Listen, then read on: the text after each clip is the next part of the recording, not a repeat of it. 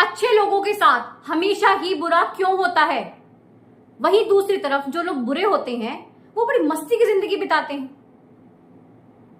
ये सवाल कहीं ना कहीं आप सभी के मन में भी आता ही होगा। बहुत ही स्वाभाविक सी बात है। जब हम किसी का कुछ बिगाड़ते नहीं है, कुछ बुरा नहीं करते, फिर हमारे साथ ऐसा क्यों होता है? क्यों हमारा मन दुखी होता है? क्यों वो एक अच्छा इंसान हमेशा दुखों से भरा रहता है? परेशानियां उसका पीछा नहीं छोड़ती हैं। एक परेशानी खत्म नहीं होती, दूसरी पहले आ जाती है। ट्रेजेडीज की एक पोटली भरी रहती है। वहीं एक जो बुरा इंसान है वो बड़ा खुश रहता है, अपनी लाइफ को बढ़िया से एंजॉय करता है। बड़ा दुख लगता है उस टाइम हमें, भगवान से विश्वास उठ जाता है। हम ये तक बोल बैठते हैं कि शायद भगवान हमारा दुश्मन बन गया है। क्यों करते हैं हम इसकी पूजा अगर ये हमारे काम ही नहीं आ सकता?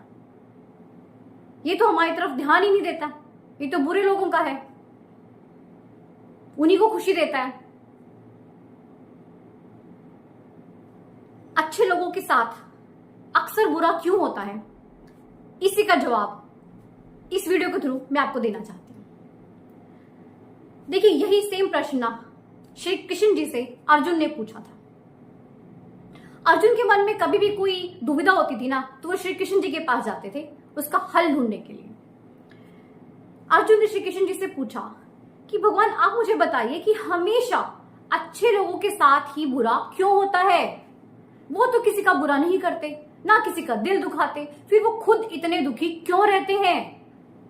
वहीं जो एक बुरा इंसान है वो बड़ा खुश रहता है। भगवान श्री कृष्ण मुस्कुराते हैं। वो कहते हैं, पार्थ, ये जो एक धारणा बनी हुई है ना कि अच्छे लोगों के साथ बुरा होता है, ये वास्तविकता से कोसों दूर है। ऐसा बिल्कुल भी नहीं है। अर्जुन को समझ में नहीं आती श्री कृष्ण जी की बात। तो श्री कृष्ण जी कहते हैं कि मैं तुम्हें कथा सुनाता हूं ताकि तुम्हें समझ आ सके कि ये सच्चाई क्या है। कथा कुछ इस प्रकार थी। एक गांव में दो मनुष्य रहते थे। एक बहुत ही धार्मिक था, बहुत अच्छे काम करना, दान पुण्य करना, मंदिर जाना रोज, सबका मतलब चहेता था। वहीं दूसरी तरफ एक और इंसान जो कि बिल्कुल ही अधर्मी, नास्तिक, हमेशा बुरे काम करना, लोगों का दिल दुखाना।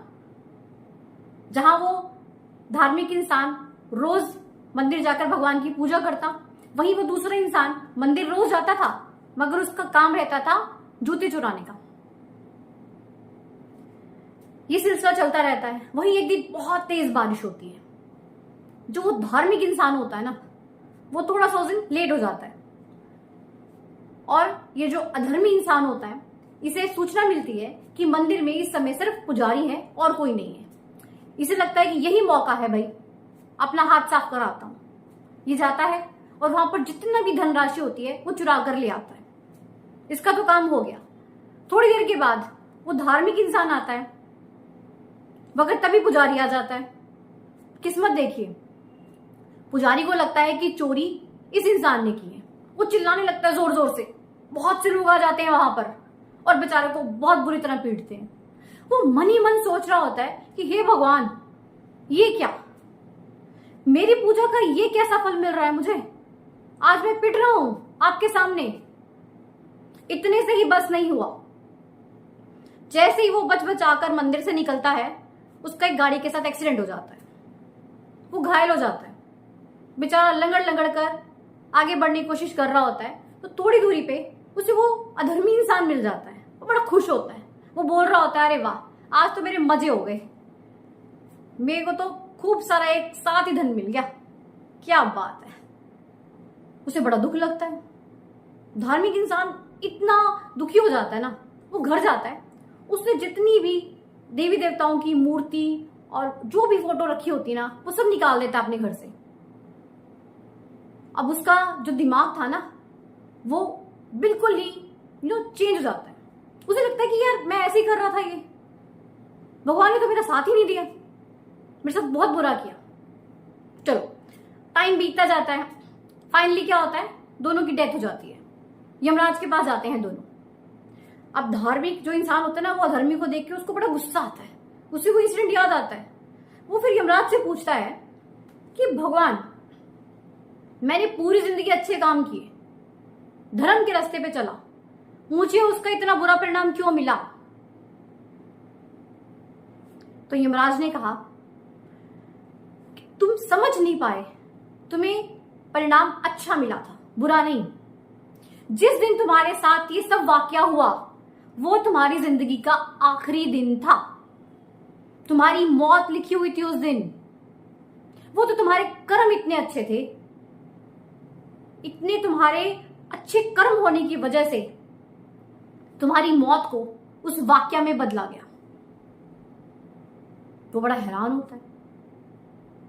फिर यमराज बोलते हैं कि जो ये अधर्मी इंसान है ना, इसकी किस्मत में राजयोग था, मगर इसके जो कर्म थे ना वो बहुत बुरे थे, और उन्हीं बुरे कर्मों की वजह से ना वो राजयोग का जो इसका संयोग था ना वो बस एक धन की छोटी सी पोटली के रूप में उसके पास रह गया।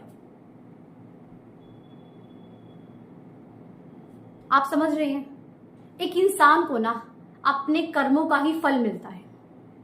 हमें अपने कर्मों के फल को भोगना पड़ता ही है। हाँ, अगर हम अच्छे कर्म करते हैं ना तो जो हमारे पिछले जन्म के बुरे कर्म है ना वो कट जाते हैं। एक बड़ी दुर्घटना एक छोटी के रूप में बदल जाती है।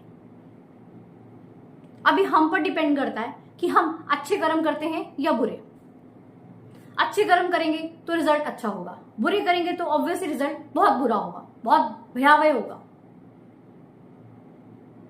अब उसी वाक्य को हम रिपीट करते हैं। हम बाहर घूमने जा रहे हैं और बीच रास्ते में हमारी गाड़ी का टायर पंचर हो गया। अब यहां पर क्यों हुआ?